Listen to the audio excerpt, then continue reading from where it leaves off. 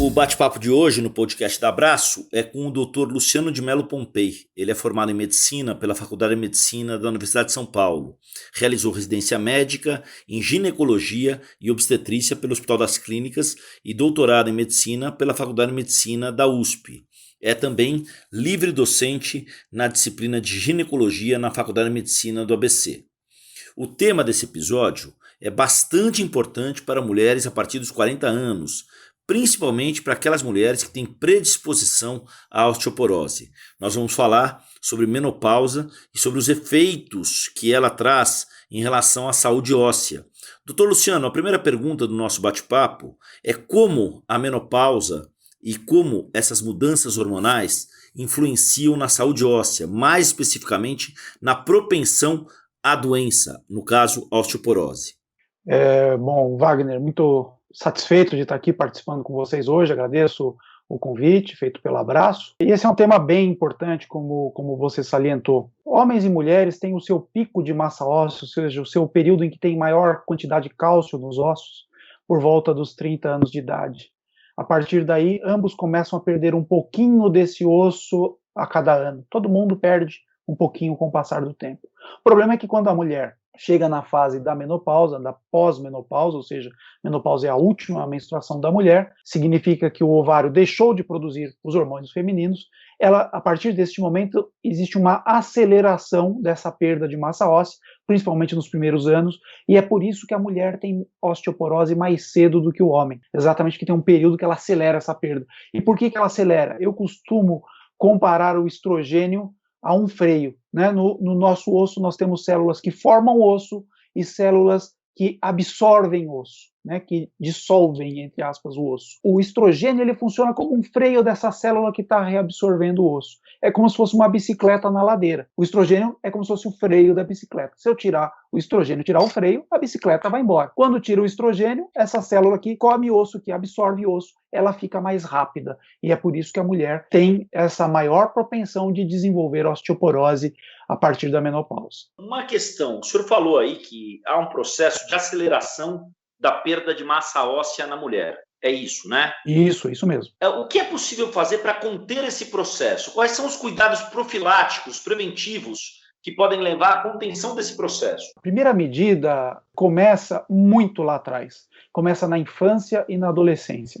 Embora o pico de massa óssea seja por volta dos 30 anos, mas a nossa fase de maior ganho de massa óssea, maior ganho de cálcio depositado nos nossos ossos é na adolescência. Então é muito importante que se tenha uma ingestão de cálcio adequada, uma atividade física adequada na infância e na adolescência, a fim de que aquele pico de massa óssea que eu falei seja o mais alto possível. Quanto maior esse pico de massa óssea, mais difícil vai ser ter osteoporose no futuro, ou mais demorado vai ser para que surja uma osteopenia, a osteoporose. Quando chega a fase da menopausa propriamente dita, uma das formas de se prevenir essa perda rápida do osso é através do tratamento com a reposição hormonal. A reposição hormonal, ela funciona como um freio dessa perda de massa óssea. Ela melhora esse equilíbrio, ela reequilibra a parte óssea e dificulta a perda da massa óssea, e com isso vai propiciar um retardo no surgimento da osteopenia e osteoporose. Doutor, o senhor falou de calcificação. O senhor, obviamente, ao falar de calcificação, o senhor está falando também de manutenção dos níveis adequados de vitamina D no organismo, né?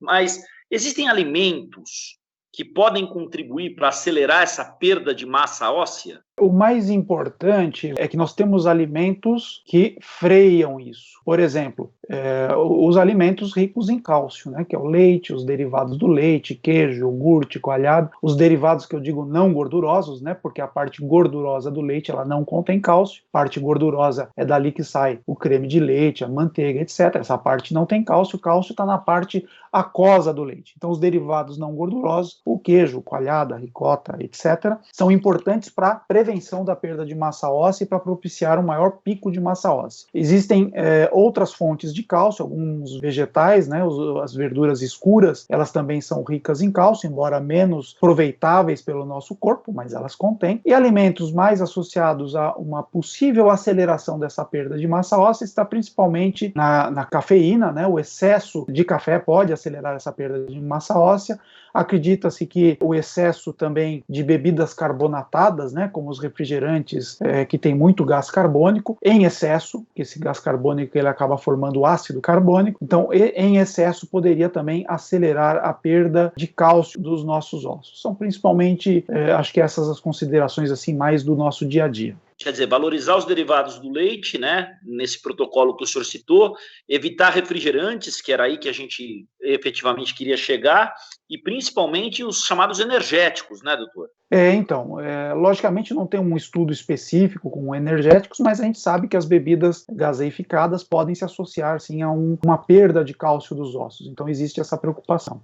Doutor, para quem está ouvindo a gente e não tem muito clara a diferença entre osteopenia e osteoporose. A osteopenia ela é um caminho que leva à osteoporose? Na verdade, essa é uma quantificação, né, uma classificação, melhor dizendo, que deriva do exame de densitometria óssea. Então, o exame de densitometria óssea é um exame no qual nós conseguimos quantificar quanto cálcio existe no osso daquele indivíduo. Existe um nível considerado normal, existe uma faixa abaixo do normal, que é a osteopenia, e existe uma faixa bem abaixo do normal, que é considerada osteoporose. Então, na verdade, é um contínuo, né? Saindo do normal num extremo até a osteoporose no outro extremo, e passando nesse meio pela osteopenia. Então, a osteoporose é uma grande redução, uma redução muito significativa na quantidade de cálcio nos nossos ossos. Existe uma outra definição de osteoporose, que é, mesmo que isso não apareça nesse exame, mas se a pessoa teve uma fratura de fragilidade. O que é fratura de fragilidade? É a fratura que a pessoa sofre e que não deveria ter ocorrido. Por exemplo, ela teve um pequeno tombo na sua casa, que numa pessoa normal não causaria uma fratura, mas naquela pessoa houve uma fratura. Isso é chamado fratura de fragilidade. Quem tem fratura de fragilidade, a gente também classifica como osteoporose. Por que a osteoporose é uma doença prevalente no público feminino? Existe uma justificativa plausível para essa incidência tão ímpar no sentido da questão de gênero? Com a parada da produção dos hormônios femininos, principalmente nos primeiros 5 anos depois da menopausa, existe uma perda mais rápida do cálcio dos ossos na mulher do que no homem. O homem, ele não tem alguns falam andropausa, né? Não tem uma andropausa tão bem definida como a mulher. A gente sabe que o homem vai tendo uma redução nos seus níveis de testosterona com o passar dos anos, mas essa redução ela é muito mais gradual do que a gente observa com o estrogênio, o hormônio feminino na mulher. É abrupta e ela é mais cedo, ela ocorre por volta dos 48, 50 anos de idade. Então essa falta de hormônio feminino abrupta e uma falta grande, né, de grande magnitude, ela acelera a perda de massa óssea. Por isso, a idade de osteoporose da mulher ela é mais cedo do que a do homem. Além disso, tem um outro fator. A mulher vive mais, em média, do que o homem. Como a osteoporose tem uma associação clara com a idade, com o próprio envelhecimento, como nós temos mais mulheres com mais idade, então isso também contribui para essa estatística que você mencionou. Quer dizer, a partir dos 50 anos, a mulher tem que ter atenção redobrada à saúde óssea, ou pelo menos fazer um primeiro exame de densitometria óssea, e o homem a partir dos 65 anos, doutor? Isso, a sociedade, as diretrizes internacionais e mesmo a Abraço recomendam como regra geral a primeira densitometria, mesmo na mulher, aos 65 anos.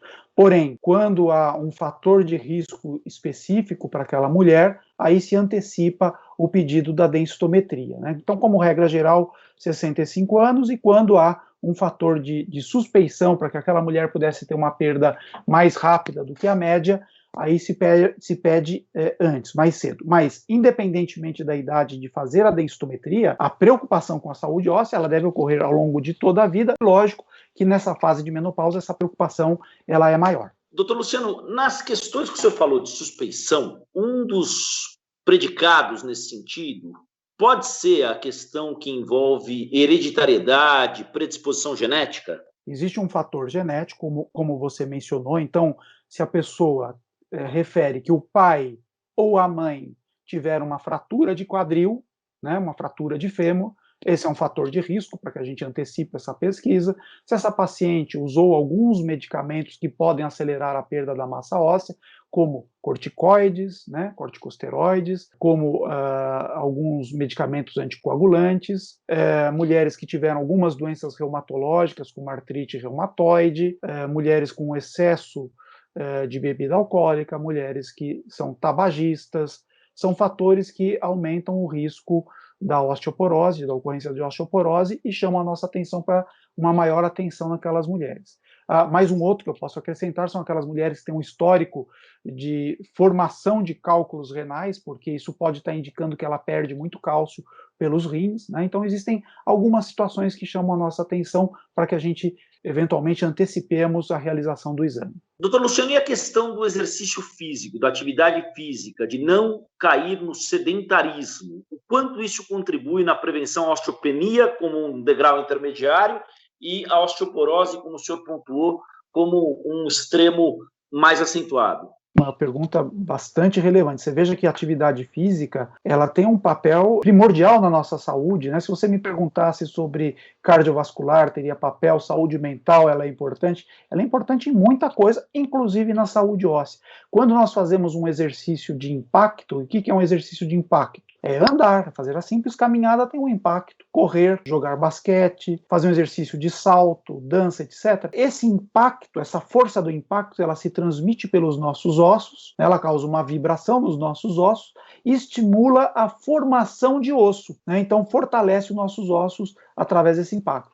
Exercícios sem impacto, como por exemplo a natação, o ciclismo, do ponto de vista ósseo, não traz tanto benefício. Eles são muito boas para a saúde geral, são boas para a saúde cardíaca, são boas para a saúde mental, enfim, mas do ponto de vista ósseo é importante ter o impacto. Eu sempre falo isso, quer dizer, não é porque está na menopausa, não é porque está com 50, 60 anos que a gente vai pensar no exercício. A gente tem que pensar nisso a vida toda, né? Desde a adolescência, a vida adulta, porque eu quero justamente prevenir, melhorar essa massa óssea para que chegando lá na frente ela esteja num nível melhor. E aí, se começar a perder, vai ser muito mais difícil alcançar um nível de osteopenia ou de osteoporose. Nessa questão que o senhor fala da reposição hormonal, né, dos cuidados que o corpo demanda a partir desse processo da menopausa e em todo esse contexto que o senhor traz, doutor, quais são as alianças sobre as quais as mulheres devem ter maior atenção no que diz respeito à interface entre esse processo hormonal da menopausa e a saúde mental delas que o senhor tangenciou aí na última resposta? A deficiência hormonal decorrente da menopausa, ela traz impactos na saúde da mulher como um todo. Traz os sintomas mais conhecidos, que são as ondas de calor, 70%, 80% das mulheres apresentam ondas de calor, traz os impactos que você acabou de mencionar na esfera emocional, é muito comum a irritabilidade, eventualmente a ocorrência de sintomas depressivos, falta de ânimo para fazer as coisas, falta de energia, culminando com as manifestações que são ocultas, que não são tão perceptíveis pela mulher. Uma delas é a osteoporose. Pra você entender como um todo, essa mulher ela está com onda de calor, ela não está dormindo bem porque ela acorda no meio da noite com os calores, então o próprio falta de hormônio leva a uma diminuição da energia, né, no sentido de disposição para fazer as coisas. Além disso, ela dormiu mal, então piora essa disposição. Frequentemente, é uma idade que muitas vezes os filhos estão começando a sair de casa ou já são adolescentes, então são períodos muito desafiadores, é um período muito desafiador para a mulher. E aí ela, com essa falta de ânimo, somada com tudo isso, muitas vezes ela fala, não estou com energia para fazer exercício, não tenho vontade. E é muito importante o exercício, é muito importante o se cuidar, né?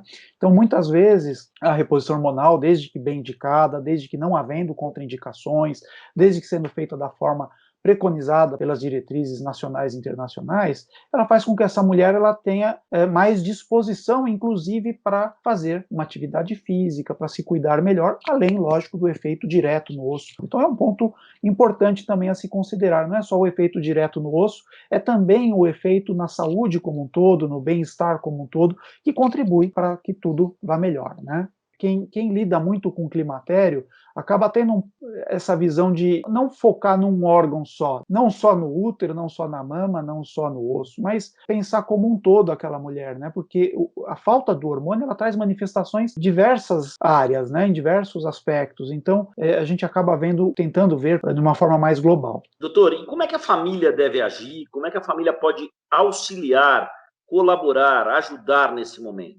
Acho que o primeiro ponto, Wagner, é o que nós estamos fazendo aqui, é levando a informação para que as pessoas compreendam que menopausa é algo fisiológico, acomete mesmo as mulheres, a maioria delas vai ter sintomas, a menopausa acomete 100% das mulheres e sintomas acometem a maior parte das mulheres, né?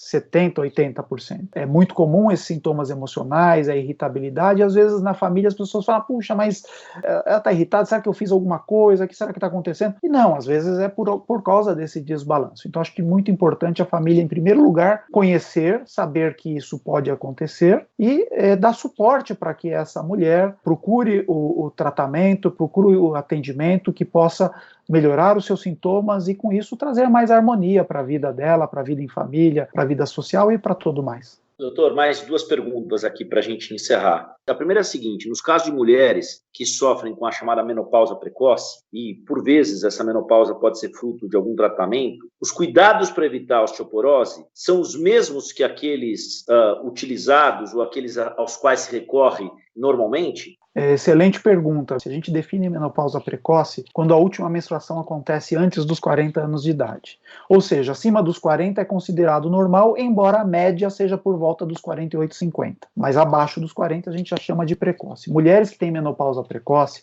têm risco maior de ter osteoporose, fraturas osteoporóticas, assim como tem risco maior de ter doenças cardíacas, depressão e outras consequências. Hoje a recomendação, desde que não haja uma contraindicação por um outro motivo, mas a recomendação das diretrizes internacionais e nacionais é que a mulher que tem menopausa precoce, ela deve fazer a reposição hormonal pelo menos até a idade normal de menopausa, que são os 48, 50 anos. Óbvio, desde que não tenha uma contraindicação para isso. Por quê? Porque tem um papel a reposição hormonal de levar essa mulher, porque seria normal na idade dela. Uma mulher de 42 anos, por exemplo, em geral ela está produzindo seus hormônios. Uma mulher de 38 tem hormônios endógenos. Se ela não está tendo por causa da menopausa precoce, a reposição hormonal nesta mulher tem o objetivo de fazer com que ela se comporte de forma mais parecida com o normal para a idade dela, prevenindo a ocorrência das consequências da menopausa. Então, aí a importância de se ter mais cuidado ainda com essa mulher,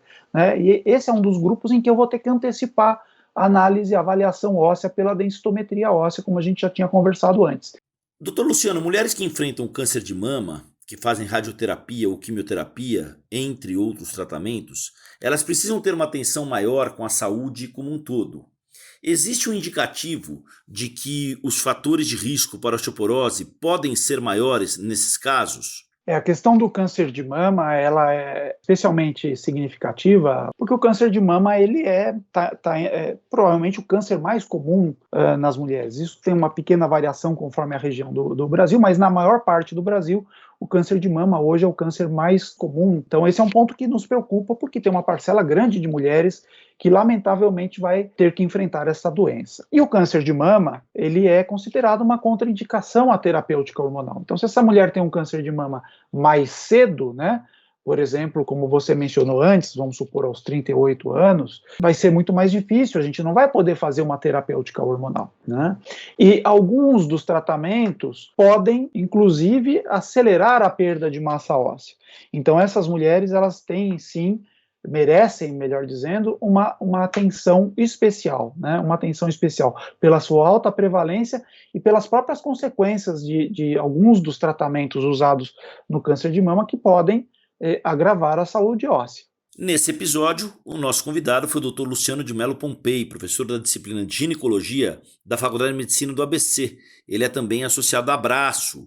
Muito obrigado pela sua atenção, Dr. Luciano, valeu pelo bate-papo e a gente está à disposição. Eu que agradeço, Wagner, a sua condução também muito boa, muito clara, trazendo pontos bem importantes que seguramente são as dúvidas de quem nos ouve. Agradeço a Abraço por essa oportunidade, parabenizo a Abraço por essa iniciativa que, sem dúvida, leva informações importantes, valiosas a esse público que muitas vezes é carente dessa informação, e isso vai ajudar muita gente, sem dúvida. Esse foi mais um episódio do podcast da Abraço. Falamos sobre menopausa e sobre os efeitos da menopausa na saúde óssea. Siga a gente nas redes sociais. Nós somos Abraço Nacional no Instagram, no Facebook e também no Twitter. Até a próxima!